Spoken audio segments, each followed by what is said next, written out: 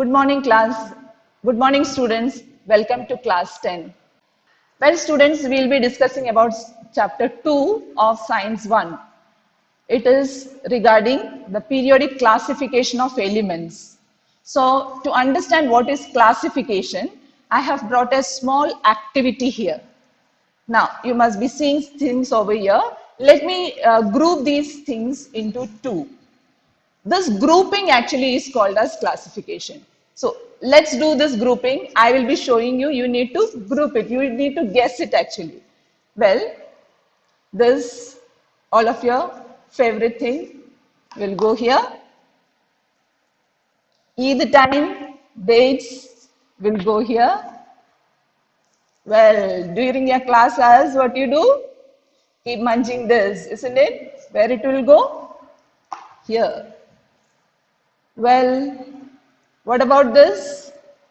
This is some of your weapons, isn't it? So where it will go? Here. Some of these things accordingly will go here, isn't it? Well, masti, you like to do masti, isn't it? So like this, we have classified. So what you understood from classification, it means just grouping. So we have grouped some of the items into two. So I have grouped it into edible items as well as stationery. So this is the thing even from 1800 AD onwards, scientists were trying to do grouping the elements known. Now you may be thinking, what is elements? What are elements? So some of the elements name I have written, that is hydrogen, oxygen, they are in gaseous state, gold, silver, these are all elements. You may be in your mind at least saying that it may be just water. Water is not an element, it is a compound. So how we understand what's an element? An element is those substances which have got similar type of atoms in it. It will not have different type of atoms. Okay. Now, from 1800 AD onwards, as scientists trying to classify these elements, there were not 118. Only few were known. Okay. We can say just 30, then later on 56, and thus the numbers changed. So as and when new and new elements were increased, the classification also changed. Now let's see the history of this. So first scientist who actually classified called as Dobrinier.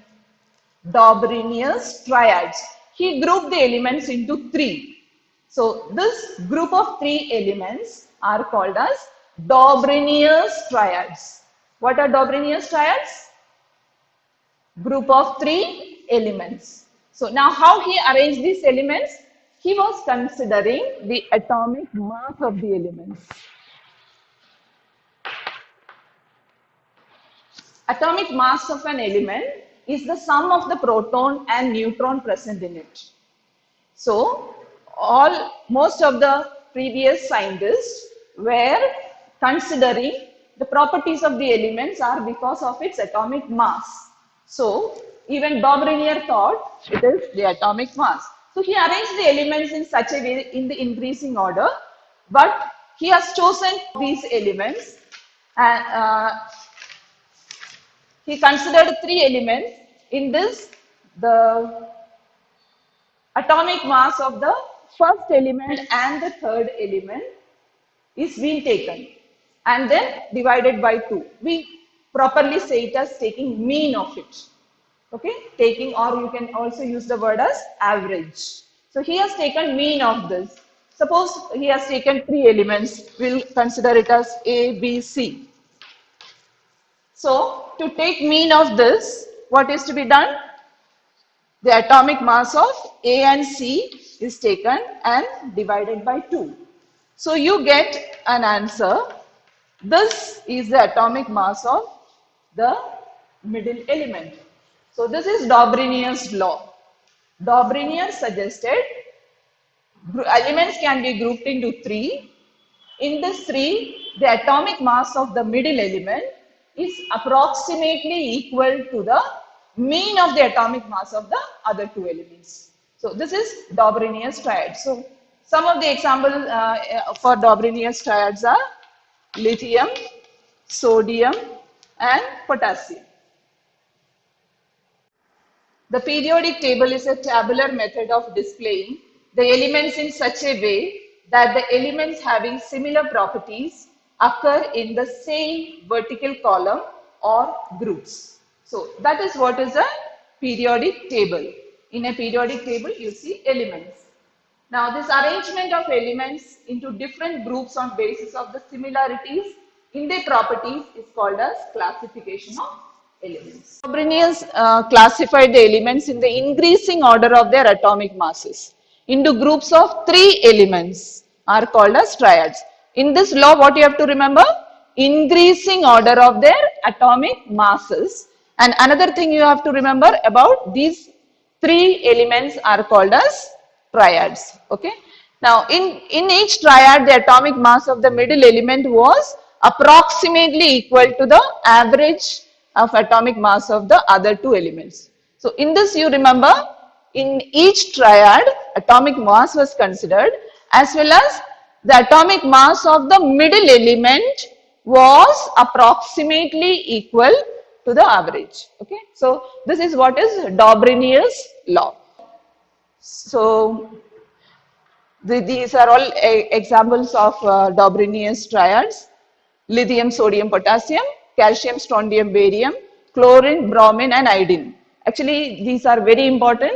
You may get this in your board exam. Okay. So, these are few examples. Now, moving further on. Now, it failed in arranging the elements. All the known elements, actually the law was not following. Therefore, another way of arranging or grouping came up. Okay. So, another scientist came up saying we can arrange the elements in a different manner, that is Newland. John Newland was an English scientist. Okay. He arranged the element again in the increasing order of atomic mass. Remember these words, increasing order of atomic mass. And this law is called as law of octaves. So you see that word octave. You must be familiar with some of the words like octopus, octagon, isn't it? So what does that OCT refers to? It refers to 8. So here he has grouped the elements into 8. The properties of the first element and the 8th element seems to be similar. Okay, that is what his law says. So this law is called as Newland's law of octaves.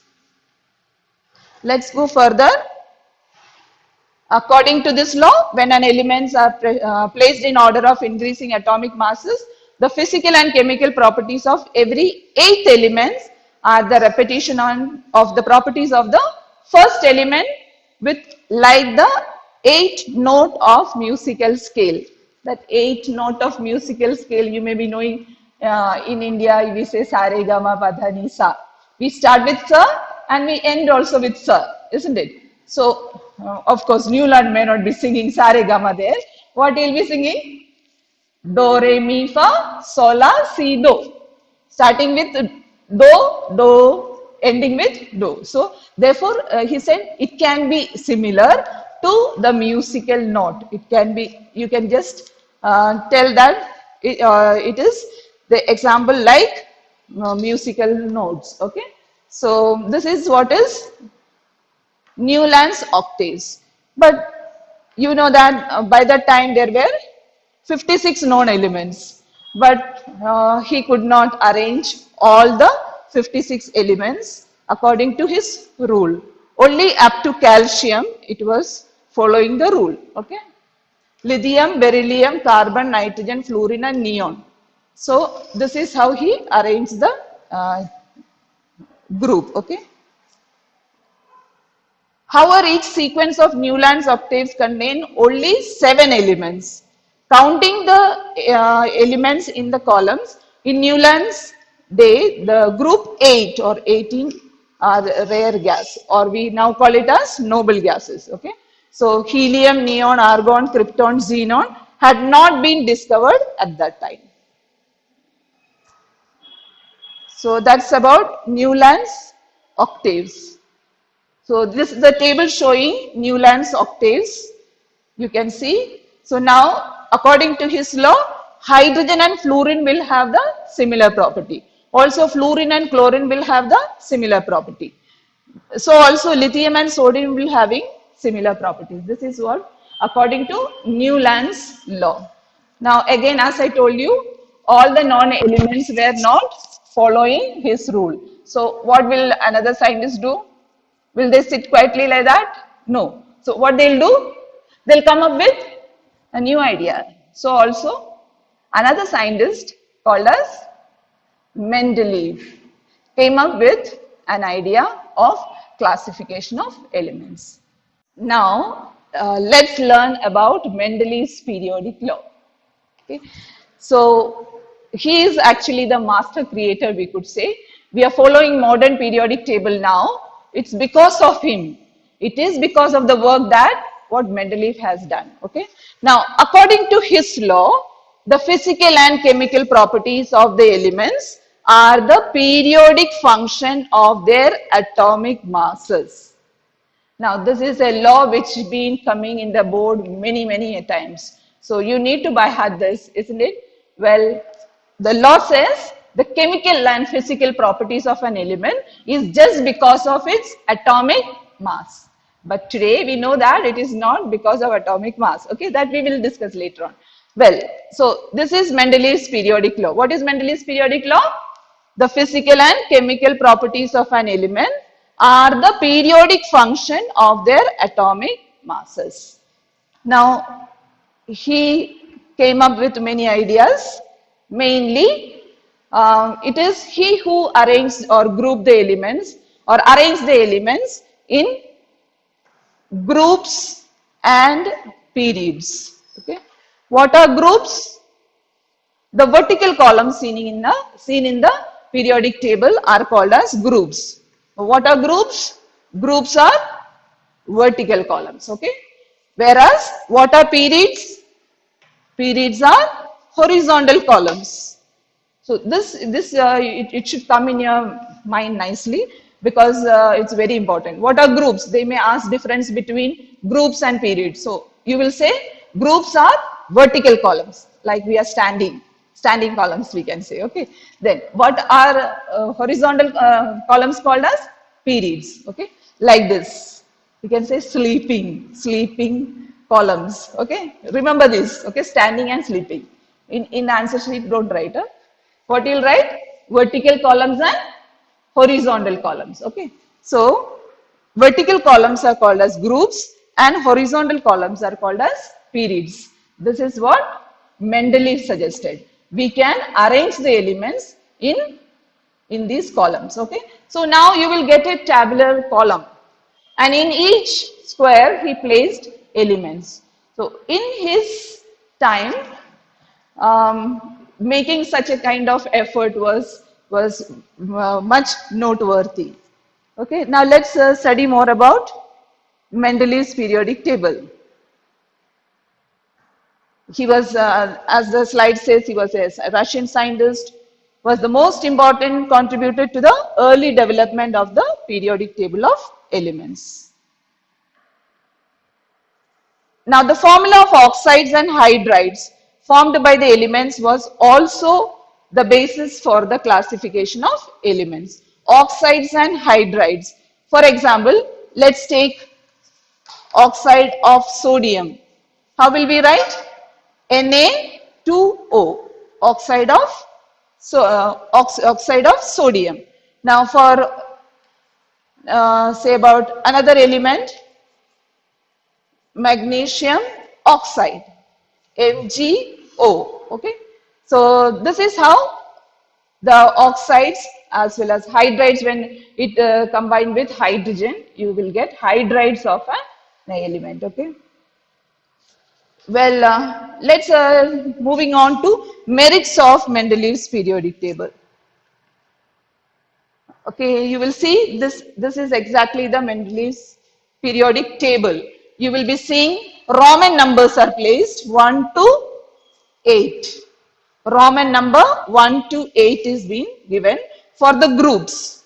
You will also see in every period, in every group against divided into A and B. So each group was also subdivided into A and B. So this also taken care of. You must remember that there are 8 groups and each group is again subdivided into A and B. Here we are using Roman numbers. You see Mendeleev's periodic table.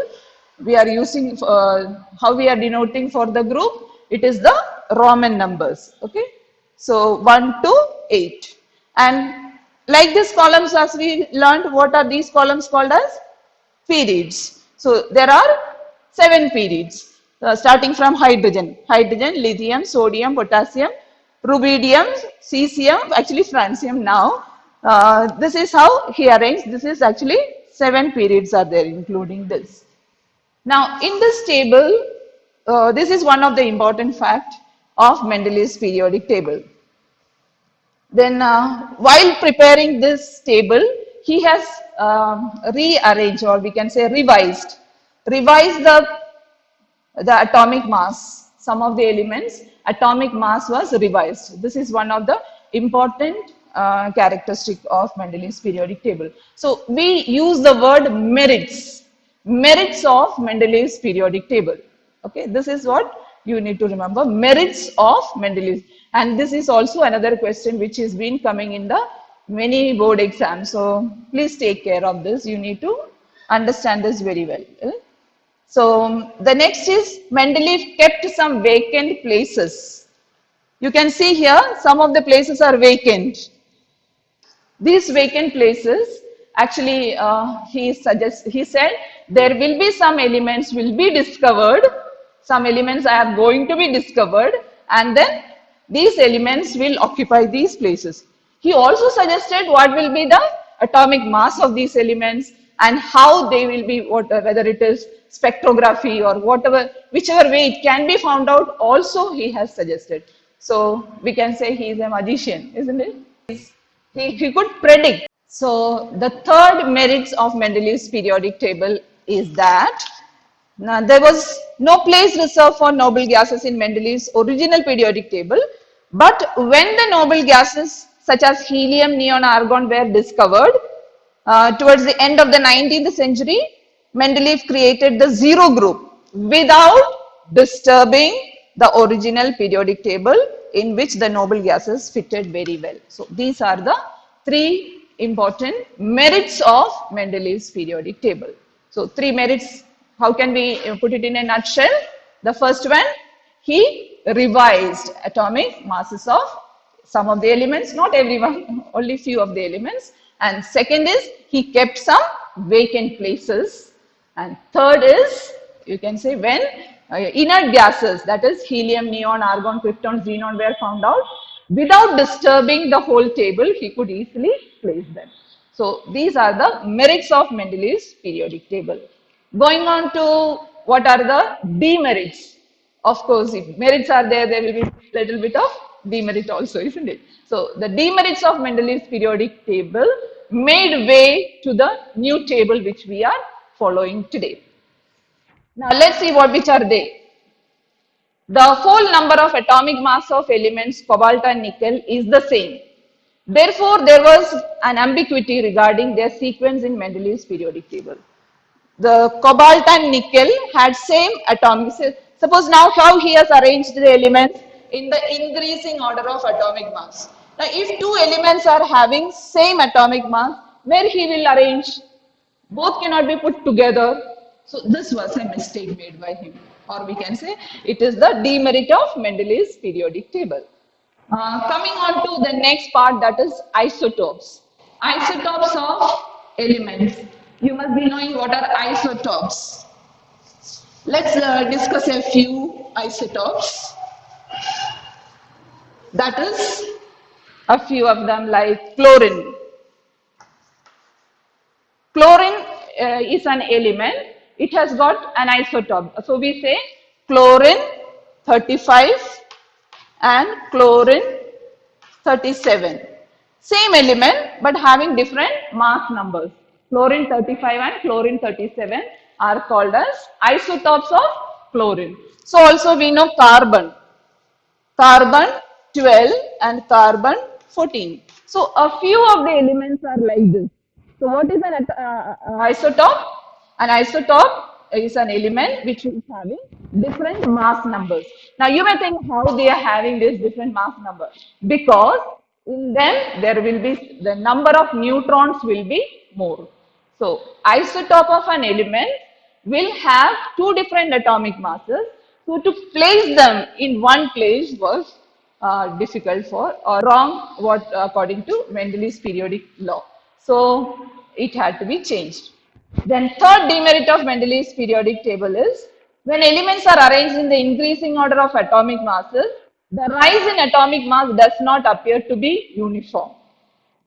It was not possible, therefore, to predict how many elements could be discovered between two heavy elements. Now, you see here, it is 40. Atomic mass of calcium is given 40 and this is given as 47. So, in between, how many elements can come? Even though he predicted that the elements will be discovered, but he could not say how many elements could be come over there. So, this was one of the demerit of Mendel's periodic table. Another thing is position of hydrogen. We all know that hydrogen has got one electron in the outermost orbit. So hydrogen resembles like alkali metals. Hydrogen also resembles like halogens. Yes. So both are having valency 1. So whether hydrogen should be placed in the alkali metals group or whether hydrogen should be placed along with halogens was again an ambiguity. Okay. So these four are the demerits of Mendel's periodic table. Which are the four? Let's once again count it. First one, some elements have same atomic mass. So there was an ambiguity in arranging them in the same place. Then when isotopes were found out, isotopes have same atomic number, but they have different atomic masses. So again, it was a difficulty keeping in the same box.